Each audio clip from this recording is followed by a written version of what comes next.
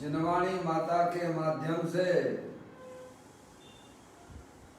अपनी वर्तमान ज्ञान की पर्याय में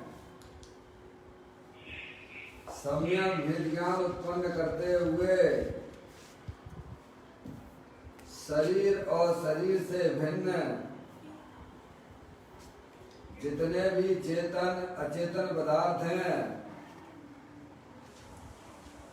उनका मुझ भगवान आत्मा से किसी प्रकार का कोई संबंध नहीं है। इस प्रकार से शरीर आदि समस्त पर पदार्थों में अपने संबंध की वृत्ति को छोड़ते हुए अंदर जो अखंड ज्ञान ज्योति स्वरूप भगवान आत्मा है उसमें ही वर्तमान पर्याय का संबंध जोड़ते हुए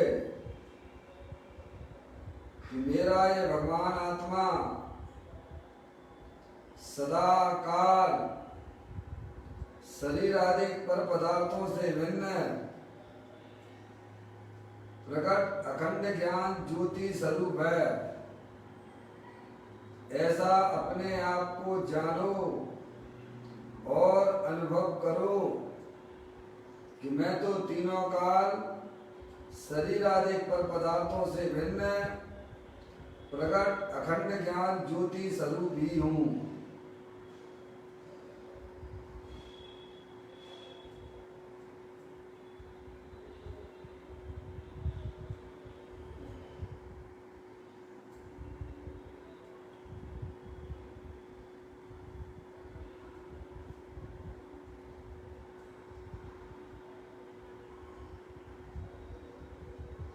इसी प्रकार से संसार अवस्था में आत्मा की पर्याय में जो विविध प्रकार के पुण्य पाप के परिणाम होते हैं वे समस्त भाव पर के लक्ष्य से होने वाले भाव हैं।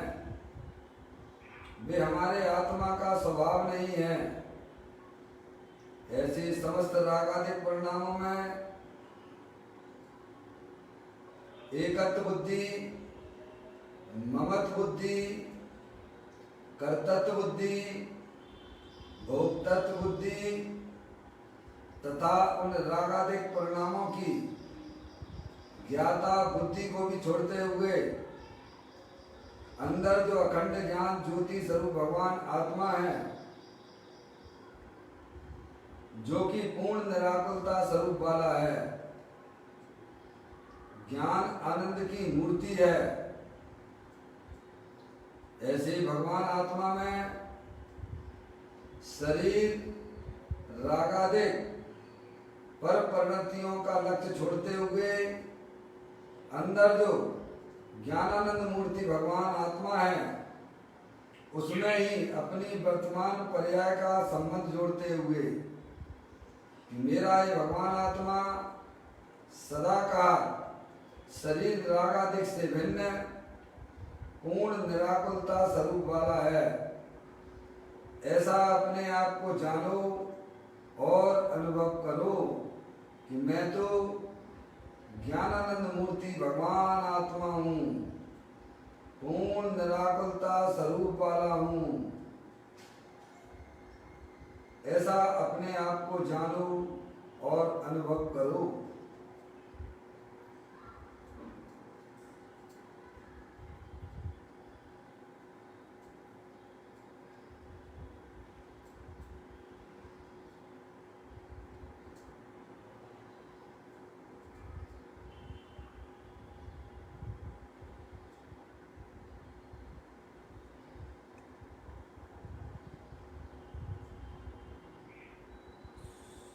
इसी प्रकार से संसार अवस्था में आत्मा की पर्याय में जो पर के लक्ष्य से होने वाला ज्ञान है वह परलक्षी ज्ञान है, वह इंद्रिय जनित ज्ञान है, वह खंड खंड ज्ञान है।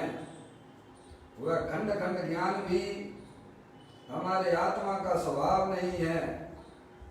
इस प्रकार शरीर, रागादिक परिणतियां और खंड खंड ज्ञान की पर्याय से विभिन्न मैं तो अखंड ज्ञान ज्योति स्वरूप भगवान आत्मा हूँ, ऐसा अपने आप को जानो और अनुभव करो कि मैं तो तीनों काल शरीर, रागादिक तथा परलक्षी ज्ञान की पर्याय से भी भिन्न मैं तो एकमात्र अखंड ज्ञान ज्योति स्वरूप हूँ।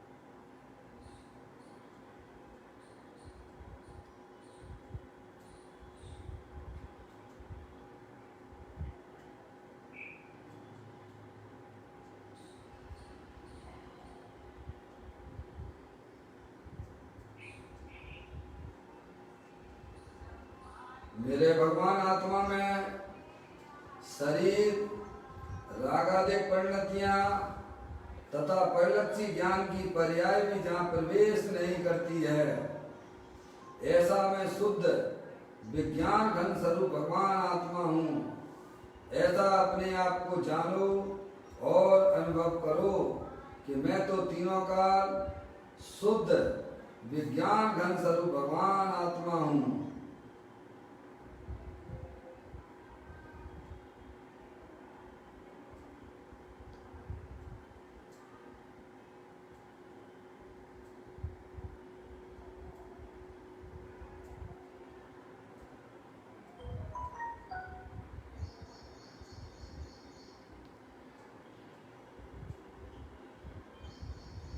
द्रव कर्म, भाव कर्म, नो कर्म रहित शुद्धात्म स्वरूपो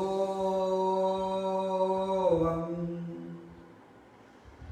मेरा ये भगवान आत्मा सदा काल ज्ञानावर्णादि 8 कर्म, शरीर आदि 9 कर्म, मोर आदि भाव कर्म, इन तीनों कर्मों से भिन्न मैं तो परम पवित्र शुद्धात्मा हूँ, ऐसा अपने आप को जानो और अनुभव करो कि मैं तो परम पवित्र शुद्धात्मा ही हूँ।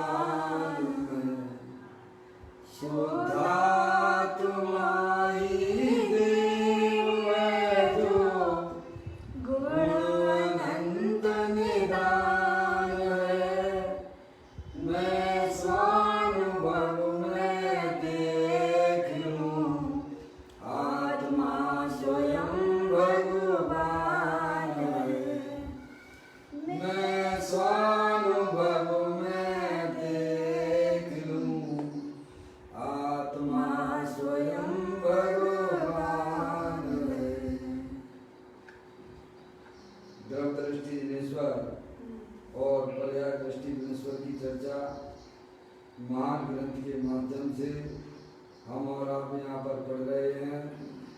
पुस्तक को निकाल लीजिए, बेटे को थोड़ा बता के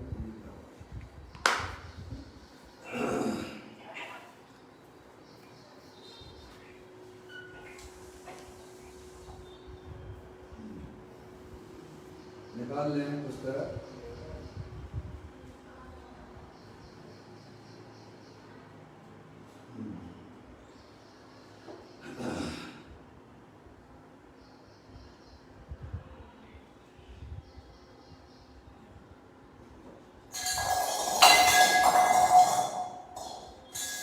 देखिएगा, प्रारंभ करते हैं। रेडिएशन तो पूरा बना हुआ है, देखिए उसमें लगाएंगे उनको एक बार दे दो तो 3 रुपया आ गया। बोलो मिसको बोलो, आ जाएगा उनका। हाँ चलिए अपना प्रारंभ कर रहे हैं। पेज नंबर 145वें नंबर का पेज है और बोल नंबर जो है 633वें नंबर का बोल है। ठीक है, बोल पढ़ते हैं पहले।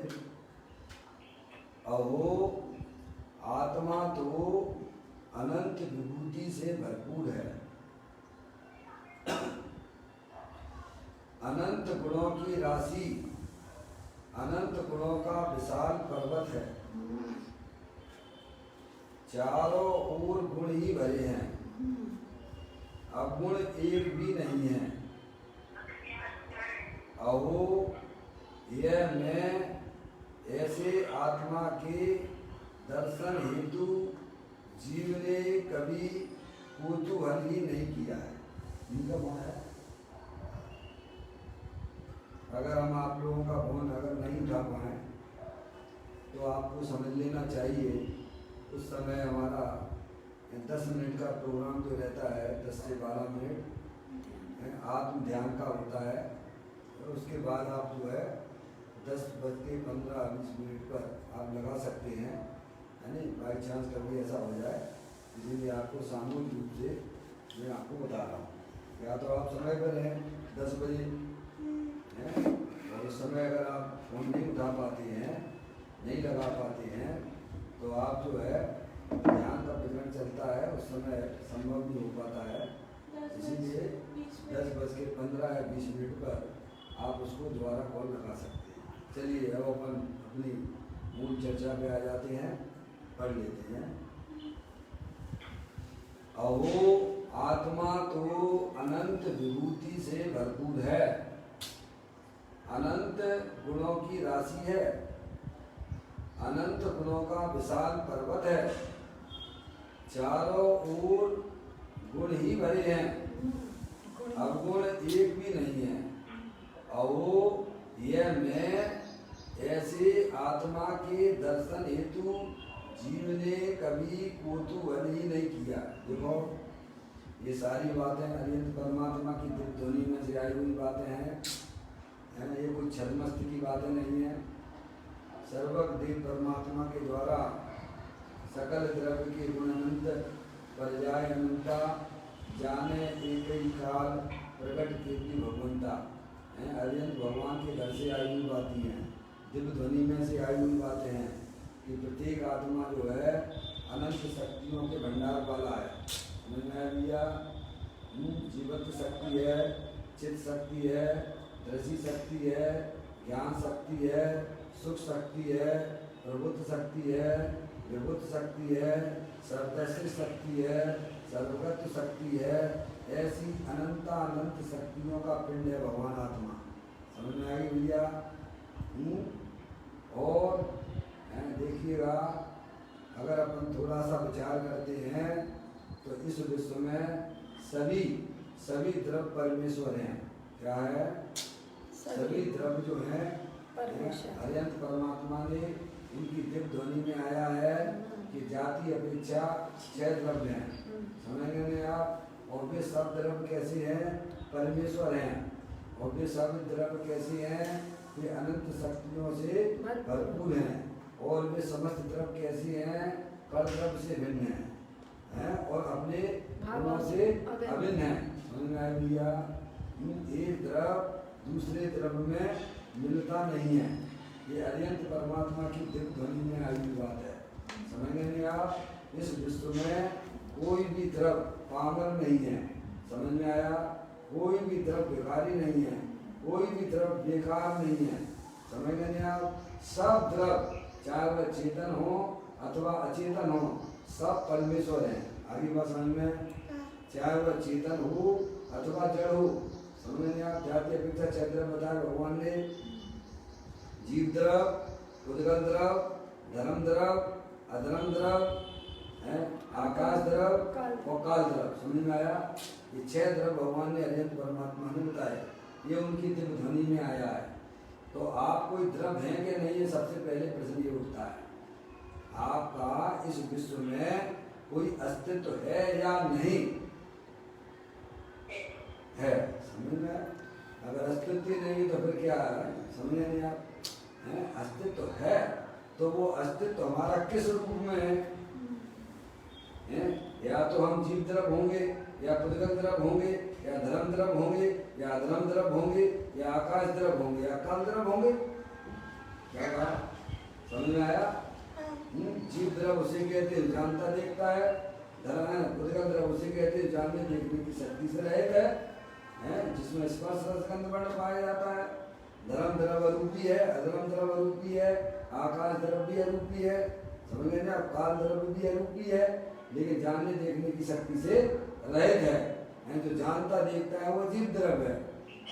तो हमें सोचना चाहिए कि हमारा अस्तित्व इस विश्व में किस रूप में है? क्या समझ में आया भैया? अनादिकाल हो गया, अभी तक हमने अपने आप को पहचानने की कोशिश नहीं की है। जो शरीर मिलता है उस शरीर में ही मैंने मैं बना स्थापित किया है, और शरीर क्या है? जड़ है कि चेतन है? जड़। शरीर जड़ है कि चेतन है भैया? जड़ है, और अपन जड़ को अपना मान के 24 घंटा जो भिखारी जैसे घूमते फिर रहे। यानी कहते हैं कि तुम्हारे पास में इतनी शक्तियां हैं कि तुम्हारी तेरी शक्तियों का पार नहीं, एक पर्वत बहुत सुंदर पर्वत बन जाता है अनंत गुणों का। समझ में आ गया? जिसे जैसे सुमेरु पर्वत को हिल नहीं सकता है, समझ में आप? ऐसे ही अपना चेतनेश्वर भगवान आत्मा हिलता नहीं है, समझ? ऐसा अनंत गुणों का पर्वत है ये। कभी हमने अपने आप को पहचानने की कोशिश ही नहीं की है, इसीलिए हमारे निरंतर पर्याय में संगीत पंचेंद्री भी हुए, लेकिन पर्याय में दुख तो जो का त्यों बना हुआ है। क्या कहा? समझदारी भी आई, मनुष्य पर्याय भी मिली, जैन दर्शन भी मिला, तो अभी वह पर्याय में दुखी बना हुआ है। क्या है? पामर बना हुआ है। समझ में आई भैया? ज्ञानी हमें बड़ी सरल भाषा में हमको समझाने की कोशिश करते हैं। समझ में आया भैया? अपना अस्तित्व किस रूप में है? चेतनेश्वर रूप में है, जो जानने देखने वाली शक्ति है, समझ में आया? वो मैं हूँ। समझ में आया भैया? ऐसे अपने अस्तित्व को स्वीकार करना। समझ नहीं आप? प्रत्येक द्रव्य जो है अपने अनंत शक्तियों सहित होता है, चाहे वह पुद्गल द्रव हो, चाहे वह धर्म द्रव आदि अरूपी हो, और चाहे वह चेतनेश्वर भगवान आत्मा हो। लेकिन चेतनेश्वर भगवान आत्मा में बड़ी सुंदर बात है, ये 5 द्रव्य जो है वे तो जानने देखने की शक्ति से रहित हैं, वे तो जहाँ है पड़े हैं सो पड़े रहते हैं। अगर इसमें कोई समझदार अगर है तो वह चेतनेश्वर पदार्थ है, और वो आप बिल्कुल समझदार व्यक्ति हो। कौन हो भाई? समझ में आया? ये हमारे जीवन में कितनी बड़ी भूल हो रही है। जो समझदार था वही आज बेवकूफ बन रहा है। क्या कहा भैया? इस विश्व में अगर समझदारी का अगर किसी को अगर ठेका मिला है तो चेतनेश्वर द्रव्य को मिला है। समझ आया? और हम और आप बहुत समझदार व्यक्ति हैं, और फिर भी निरंतर अज्ञानता बस ठगाए जा रहे हैं। क्या बोला है? क्योंकि अनंत परमात्मा की दिव्य ध्वनि में आई हुई बातों को हम कभी ध्यान से सुनते ही नहीं है। समझ में आया भैया? और जिन्होंने ध्यान से सुना है उनका जीवन निहाल हो गया है। समझ में आया भैया? ऐसी कोई बातें हैं। देखिए यहाँ कहती हैं कि वो आत्मा तो अनंत विभूति से भरपूर है। समझ में आया? अनंत विभूतियां, एक वेद जो है आत्मा में विभुत्व नाम की शक्ति भी है, प्रभुत्व विभुत्व। समझ नहीं आप? अनंत शक्ति, अनंत विभूतियां भरी हुई हैं। समझ नहीं आप? उनका कोई पार नहीं है।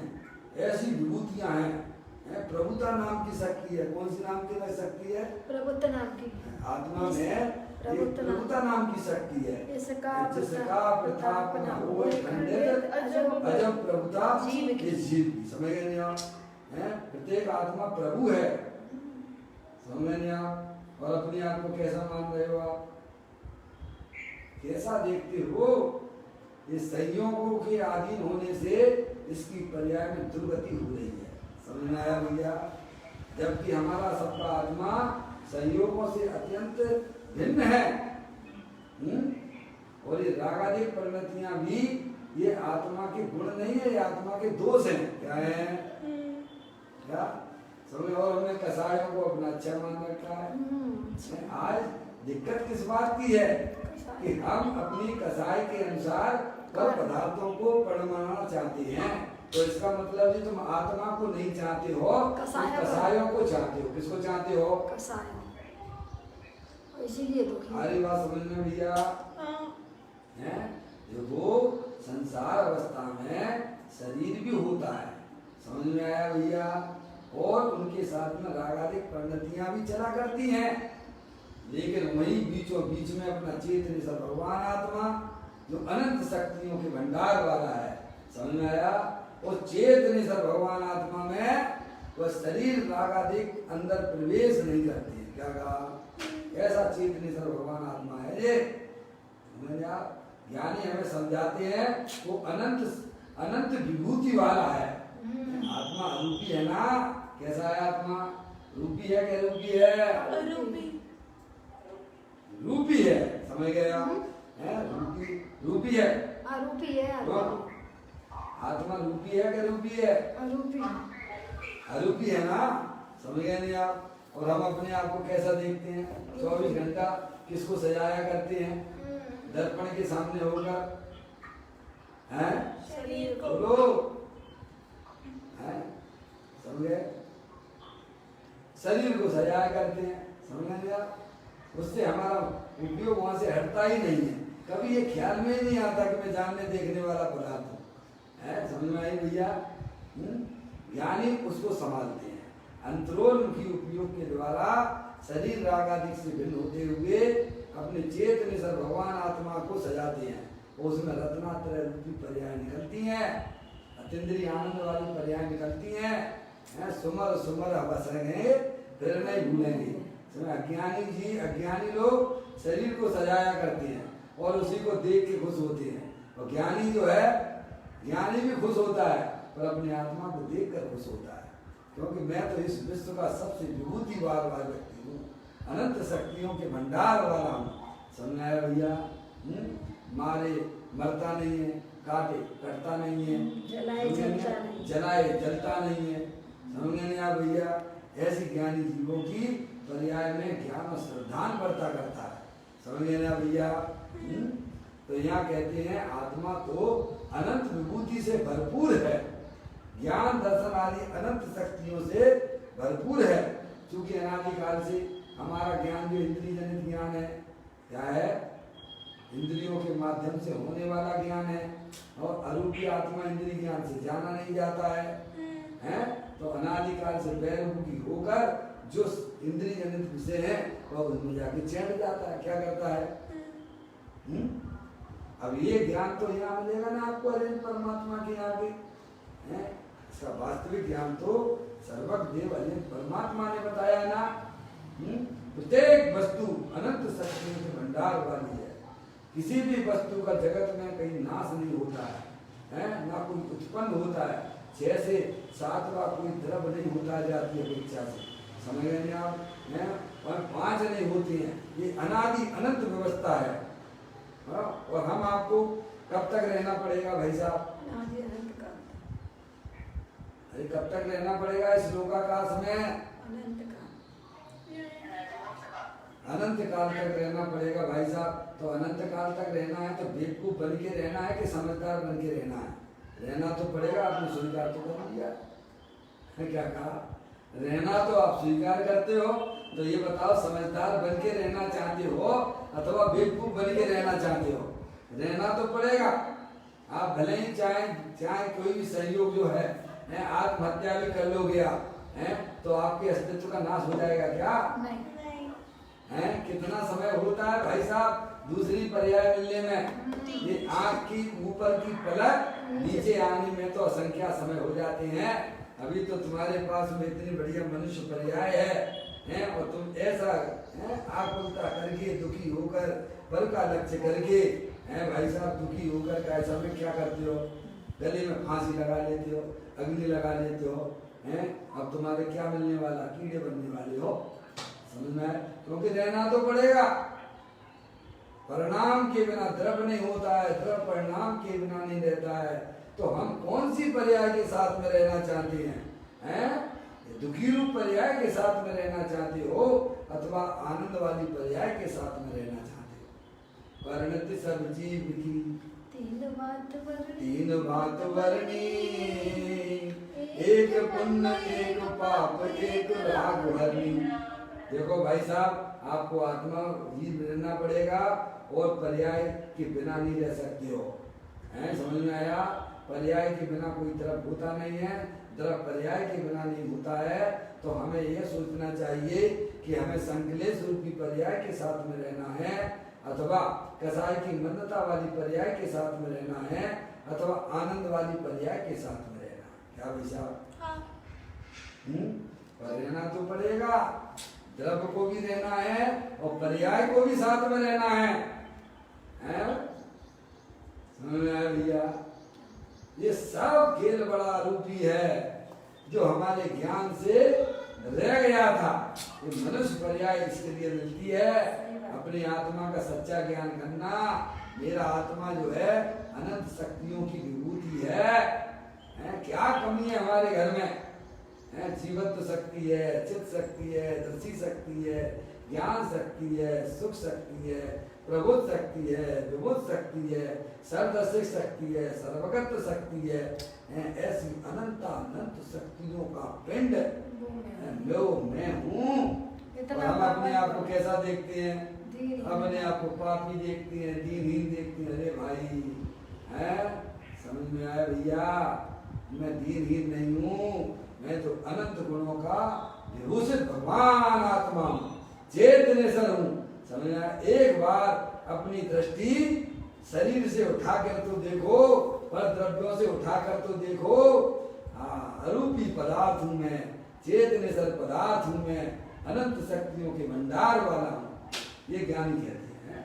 कभी इसने अपने अस्तित्व को स्वीकार नहीं किया है, और अस्तित्व को स्वीकार किया तो किस प्रकार से किया कि मैं मनुष्य हूँ। किस प्रकार से स्वीकार किया?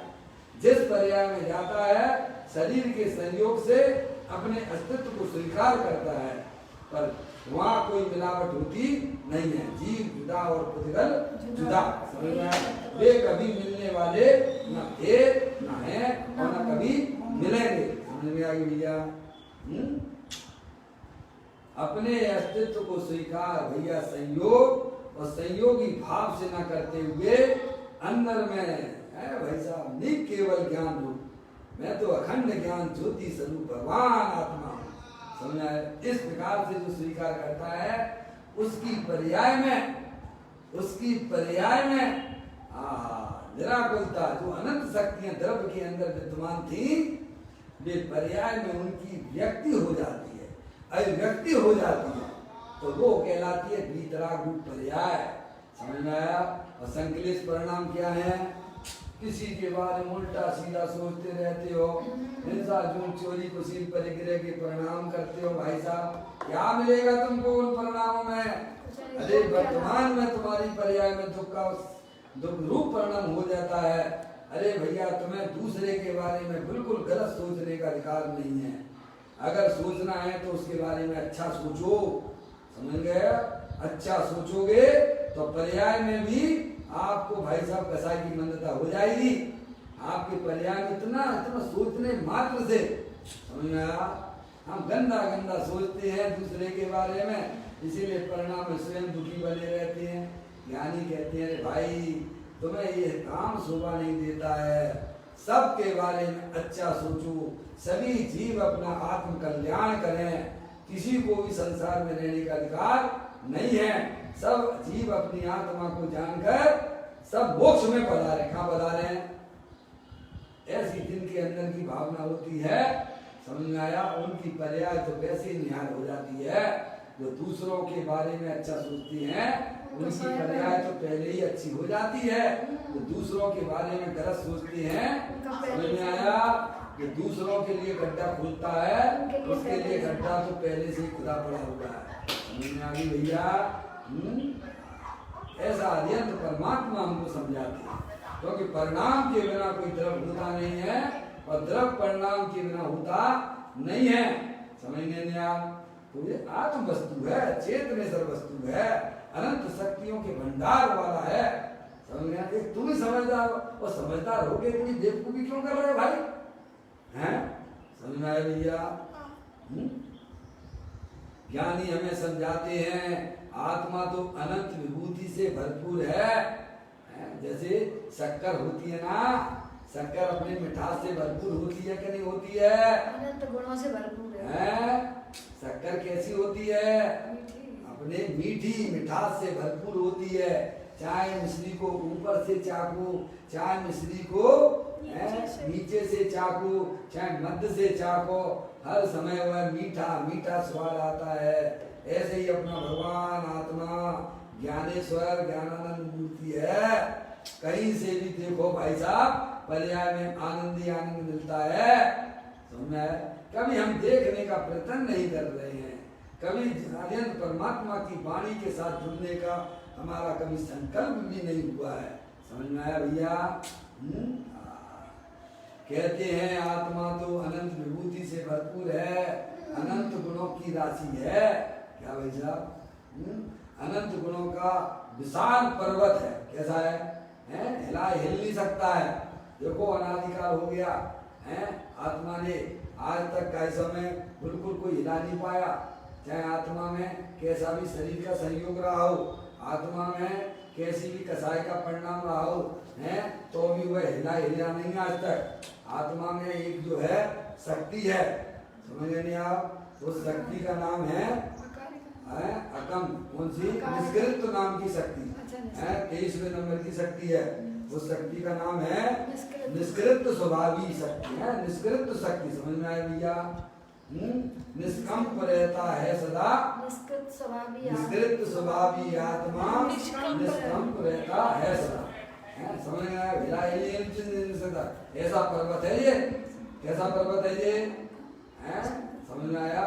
देखो अपना आत्मा कौन से क्षेत्र में नहीं गया है लोक के, ऐसे कौन सा क्षेत्र जहाँ नहीं गया है, तो भी कोई इसे हिला नहीं पाया है। कैसे भी भाग में कैसे भी संयोग शरीर के मिले हों, कैसे भी हमारी आत्मा की पर्याय में कैसे भी कसाय परिणाम हुए हों, तब भी वह अपने स्थान से कभी चिगा नहीं और चिगेगा नहीं।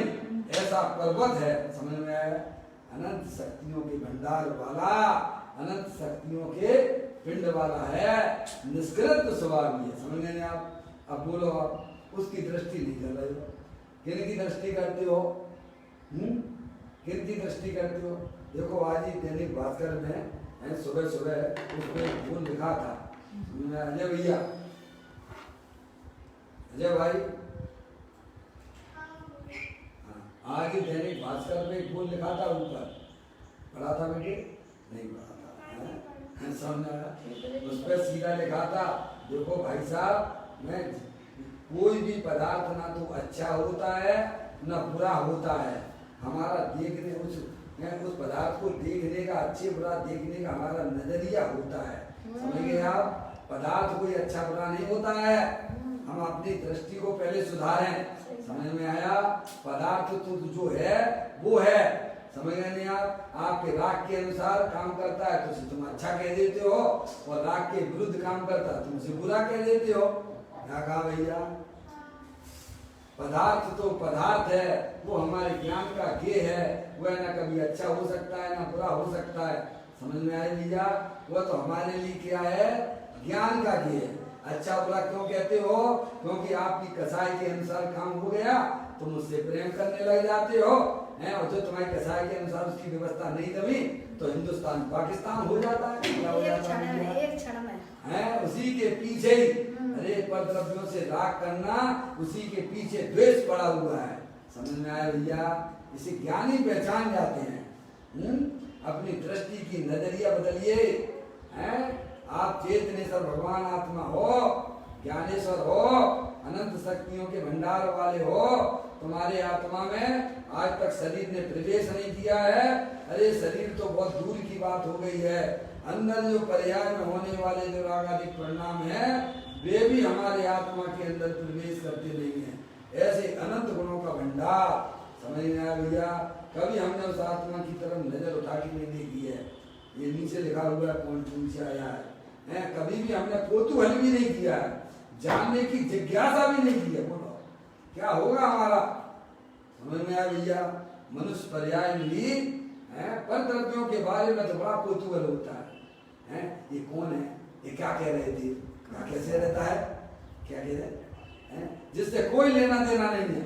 समझ में आया? उसके प्रति हमारा कैसा मन में कौतूहल होता है, जिससे कोई लेना देना नहीं है। अपने आत्मा के प्रति जो अनादिकाल से भूले हुए हो भाई साहब, उसके बारे में हम कभी कौतूहल ही नहीं करते हैं, जानने की जिज्ञासा ही नहीं करते हैं। समझ गए ना भाई? देखो यहाँ कहते हैं आत्मा तो अनंत विभूति से भरपूर है, अनंत गुणों की राशि, अनंत गुणों का विशाल पर्वत है। समझ गए आप? जैसे कोई विशाल पर्वत हो, उसे को हिलाने से हिलता नहीं है, ऐसे ही अपना चेतनेश्वर भगवान आत्मा है, अरूपी है, अनंत शक्तियों के भंडार वाला है। समझ में भैया? वो हिलाने से कभी हिलता भी नहीं है। अरे कोई छू ही नहीं सकता है उसे, हिलाने की और छूने हिलाने की बात तो बहुत दूर की है। मैं अरूपी हूँ, अनंत शक्तियों के भंडार वाला हूँ। समझ में आया भैया? तो कहती हैं चारों ओर गुण ही भरे हैं। क्या भरे हैं? जैसे शक्कर मिश्री चारों तरफ से मिठास मिठास मिठास मिठास मय होती है, ऐसे ही हमारा आत्मा है भाई साहब। गुण ही गुण है, गुण ही गुण है, अब गुण नहीं है, अब गुण तो बिल्कुल भी नहीं है। समझ गए आप? गुण गुणों का भंडार है। अनंत सामान्य गुण देखिए, आप विशेष गुण देख लीजिएगा। कितने हैं आत्मा के गुण? कितने हैं? विशेष गुण कितने हैं आत्मा में? विशेष गुण कितने हैं? विशेष गुण मालूम है आत्मा के विशेष गुण? दर्शन ज्ञान भैया, आत्मा के विशेष गुण कितने हैं? अनंत है। आत्मा के सामान्य गुण कितने हैं? सामान्य और विशेष में एक वस्तु होती है ना, क्या भाई साहब? अनंत गुण है। कितने हैं? विशेष गुण कितने हैं? ज्ञान, दर्शन, चारित्र्य, सुख, ये आत्मा के विशेष गुण हैं। समझ में आया? और ये कितने हैं? अनंत हैं। देखो, और सामान्य गुण कितने हैं? वे भी अनंत है, अनंत है। इसका कैलकुलेशन थोड़ा मैं आपको बता देता हूँ। ज्ञानियों ने किस प्रकार से दिया है। वे कहते हैं देखो एक जीव द्रव्य में कितने गुण हैं, तो वे कहते हैं एक जीव द्रव्य में कि इस लोक में कितने जीव द्रव्य हैं। अरे लोक में कितने जीव द्रव्य हैं? अनंत हैं। समझ गए? अनंत जीव द्रव्य है। कितने जीव हैं? समझ गए आप? इस लोक में एक जीव द्रव्य में कितने गुण बताए गए हैं? आप आगम खोल के तो देखो। समझ में आया भैया? तो कहते हैं एक जीव द्रव्य में अनंत गुण है। यहाँ बता रहे ना कितने हैं, उनका कैलकुलेशन किया तो कहती है कि लोक में जीव कितने हैं, तो कहते हैं अनंत हैं। कितने हैं जीव? कितने जीव हैं? अनंत हैं। और उससे अनंत गुणे उससे अनंत गुणे उदगल हैं। कितने हैं? सुने, उदगल द्रव्य हैं। उससे अनंत गुणे उदगल द्रव्य हैं, और उससे अनंत गुणे अनंत उदगल द्रव्यों से भी अनंत गुणे तीन काल के समय हैं। भैया, और तीन काल के समय से भी अनंत गुणे आकाश के प्रदेश हैं। क्या कहा? आकाश असंख्यात प्रदेश है ना, अरूपी है ना, लोकाकाश अलोकाकाश एक अखंड द्रव्य है ना। तो आकाश में कितने प्रदेश हैं? अनंत प्रदेश ही आकाश द्रव्य होता है। ये तुम्हारा ऊपर वाला आकाश द्रव नहीं है, हैं? ये तो ये पुद्गल की रचना है। समझ में आया भैया? ये अरूपी आकाश द्रव की बात है। वह कितना है? कहते क्या है? काल से भी अनंत हुए, तीन काल के काल से भी समयों से भी अनंत हुए आकाश के प्रदेश हैं, और उस आकाश के प्रदेशों से भी अनंत गुणे एक जीव द्रव में इतने गुण हैं। कितने गुण हैं? ऐसे अनंत गुणों का धारी मैं, ऐसे अनंत गुणों का धारी मैं हूँ। कभी महिमा नहीं आई है अपनी, पर द्रव्यों की महिमा तो बहुत की है कि इनके यहाँ साड़ी आ गई है तो आज मुझे कोई साड़ी चाहिए, हैं? आज जिनने अंगूठी बनवा ली है, कंगन बनवा लिया है, तो मुझे भी कंगन चाहिए, और घर में लड़ाई झगड़े करने लग जाते हो। क्या भैया? हेलो, अरे तुम स्त्री नहीं हो, पुरुष नहीं हो, तुम चेतनेश्वर भगवान आत्मा हो। समझ में आया भैया? अरूपी हो। समझ में आया? कितनी कसाई करते, किनके प्रति करते हो? हैं? जड़ के खातिर, हैं? बोलो सोना चांदी क्या है? जड़ के चेतन है। जड़।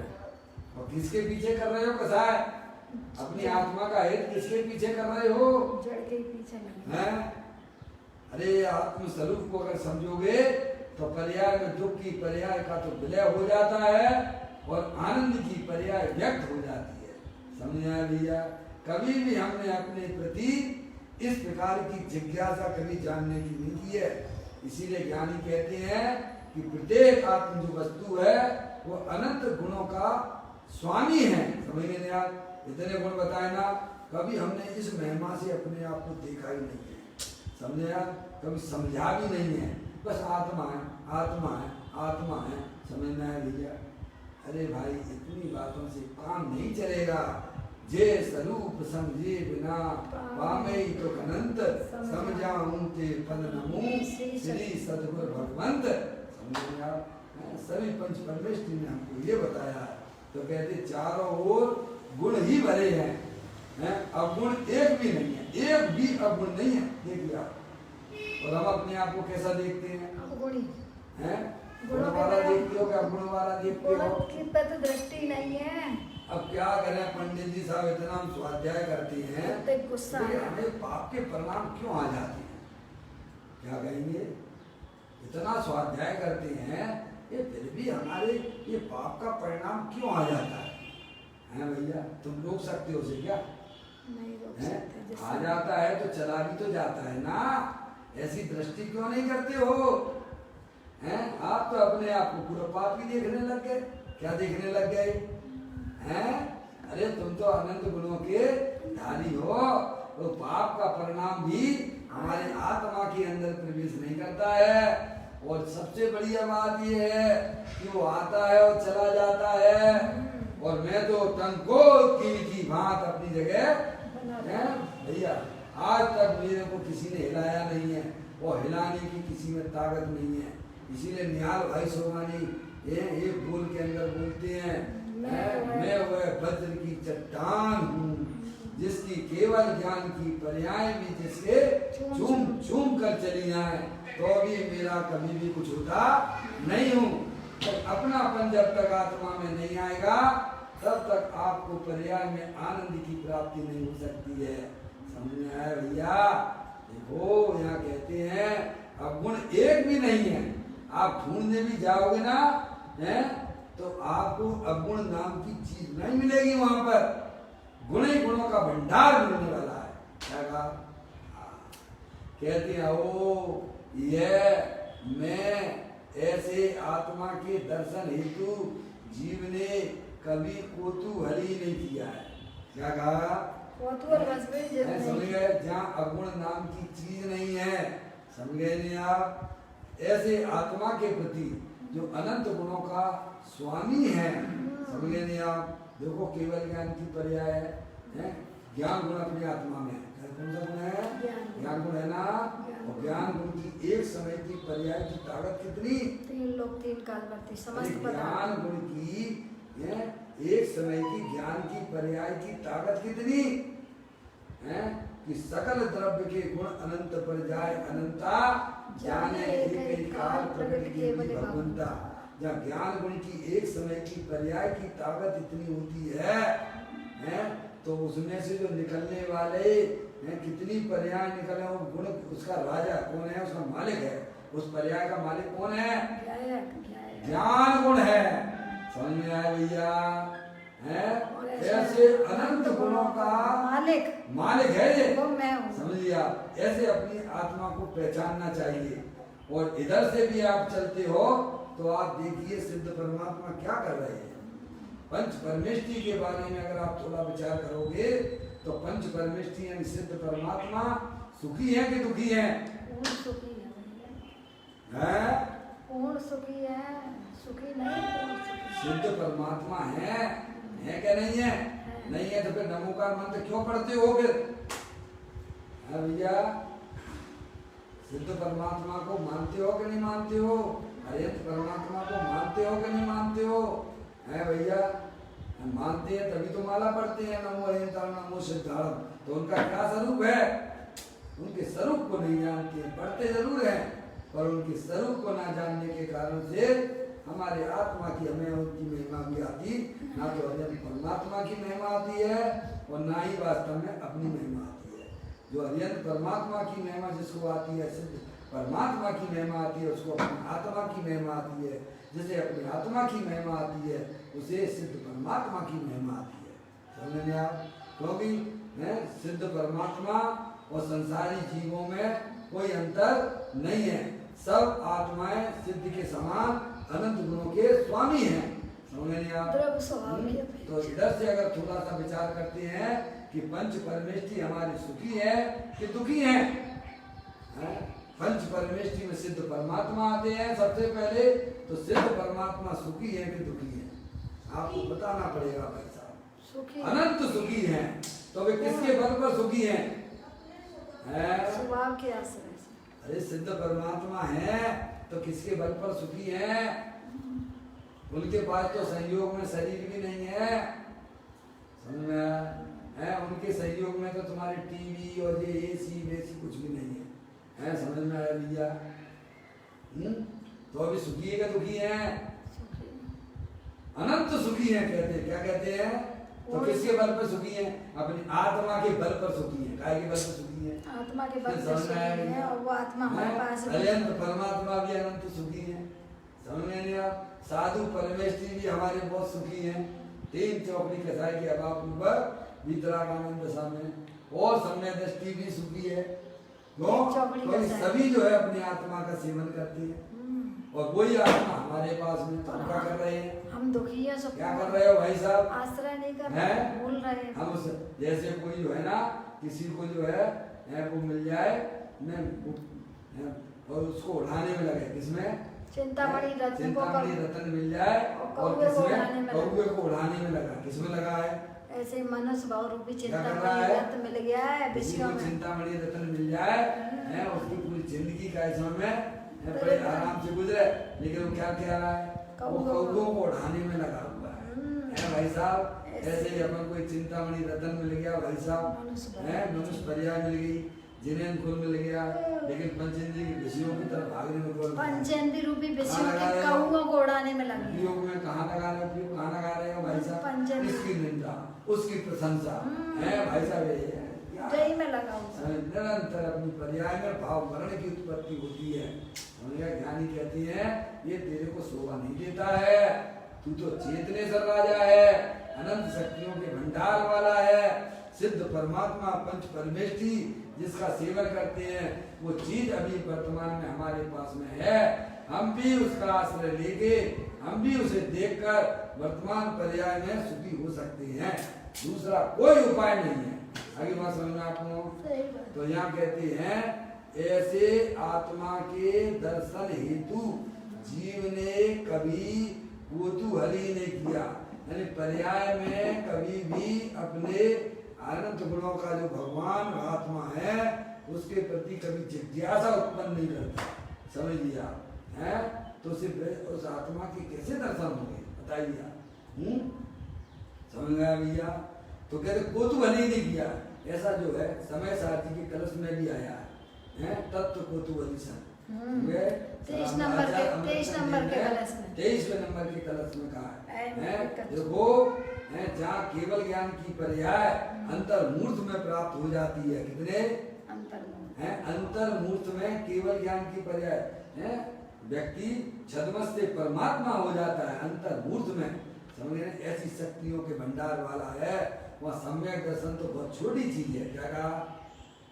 क्या कहते हैं? कुछ ही घंटों में व्यक्ति छद्मस से परमात्मा हो जाता है। ऐसी शक्तियों के भंडार वाला आत्मा है। और सम्यक दर्शन तो बहुत छोटी चीज है भाई साहब। मैं मनुष्य नहीं हूँ, मैं स्त्री नहीं हूँ, मैं तो चेतन सर भगवान आत्मा हूँ। मैं रागी नहीं हूँ, मैं द्वेषी नहीं हूँ, मैं तो वितराग स्वरूप भगवान आत्मा हूँ। ऐसा जहाँ अंदर में है श्रद्धा और ज्ञान में जब पर्याय में बैठ जाता है, तब उस पर्याय में जो शक्तियां द्रव्य के अंदर थी उनकी पर्याय में अव्यक्ति प्रारंभ हो जाती है। आप उसकी तरफ नहीं देखोगे तो क्या होगा? आपकी रोटी तवे पे पड़ी हुई है, आप उसकी तरफ ध्यान नहीं दोगे तो क्या हो जाएगा भैया? अरे बोलो, जल जाएगी और क्या नहीं है? आपकी रोटी तवे पे पड़ी हुई है और उस पर ध्यान नहीं दोगे तो क्या हो जाएगा? जल के राख हो जाएगी। पान होता है ना, पान पानी में पड़ा हो और उसी को पलटो नहीं तो क्या हो जाएगा? सड़ जाएगा। समझ में आया? ऐसे ही अपना भगवान आत्मा अनंत शक्तियों के भंडार वाला है और हम उसकी तरफ ना देखेंगे तो क्या हो रहा है? तो योगेंद्र महाराज योग सार ग्रंथ में लिखते हैं इसका हृदय बंजर हो गया। क्या हो गया? जैसे बंजरों पर बंजर भूमि पर बीज नहीं उत्पन्न, फसल नहीं डालो तो कैसा में फसल नहीं होती। ऐसे अनादि काल से वैसा आत्मा को ना समझने के कारण से चित्त रूपी भूमि बंजर जैसी हो गई है। यही अपन आपको सबको मौका मिला है भाई साहब, अपने आप को पहचानने का मौका मिला है। ये तो महान पुण्य का उदय होता है। तिनको ये बातें सुनने को मिलती हैं। समझा? मैं कौन हूँ, आया कहाँ से और मेरा रूप क्या, संबंध दुख में कौन है, स्वीकृत करूं परिहार क्या। इस प्रकार से अपने आत्मा जो अनंत शक्तियों के भंडार वाला है, जिसके सेवन से सिद्ध परमात्मा अनंत सुखी हो गए हैं, जिसके सेवन से अनंत अरियंत परमात्मा सुख रूप परिणमन कर रहे हैं, जिसका सेवन साधु परमेष्टि करते हैं वे भी सुखी हैं, जिसका सेवन सम्यक दृष्टि जीव सम्यक विज्ञान द्वारा अपने आत्मा का दर्शन करता है, श्रद्धान करता है, अपनी आत्मा की तरफ अपनी आत्मा का आश्रय लेता है, वह भी जीव भी सुखी हो जाता है। सुखी होने का एक ही उपाय है, सुख नाम का अगर गुण है तो वो हमारी आत्मा के अंदर है, शांति नाम का कोई गुण है तो वो हमारी आत्मा के पास में है। हमारा सुख, हमारा ज्ञान, हमारी शांति किसी पर पदार्थों में नहीं है। वह सुख सदा ही त्याज पश्चात जिसके दुख भरा, ऐसा सुख मेरे को बिल्कुल भी नहीं चाहिए जिसके पीछे दुख मिलता हो। यानी कहते हैं तुझे वहां जाने की कोई जरूरत नहीं है, तेरा आत्मा ही इतना सुख का पहाड़ पर्वत है। समझ में आया? ऐसे सुख स्वरूपी भगवान आत्मा को माँ जनवाणी माता के द्वारा सच्चा ज्ञान करके अंदर में पर्याय में निर्णय करके पर्याय में सम्यक वेद ज्ञान की ज्योति जलाते हुए अपने गाय को परमात्मा का आश्रय लेना, अवलंबन लेना, यही वास्तव में सुखी होने का उपाय है और इसी को ज्ञानी जी मोक्ष मार्ग कहते हैं।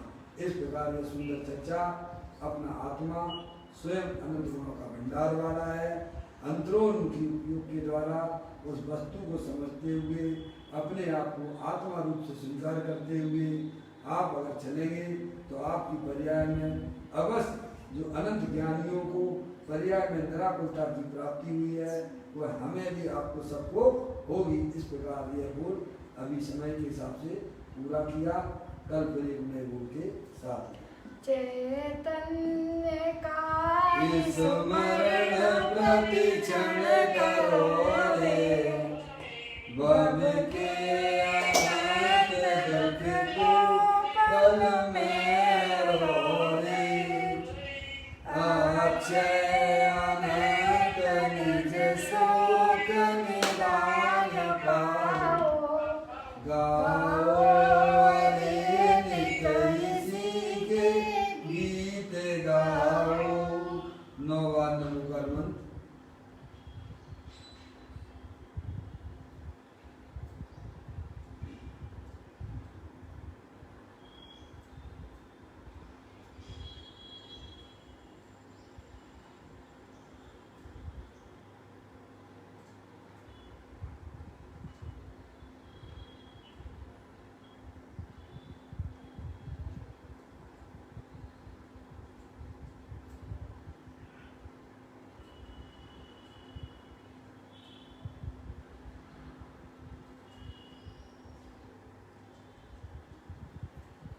बोलो दिनवाणी माता की जय, महान जैन धर्म की जय।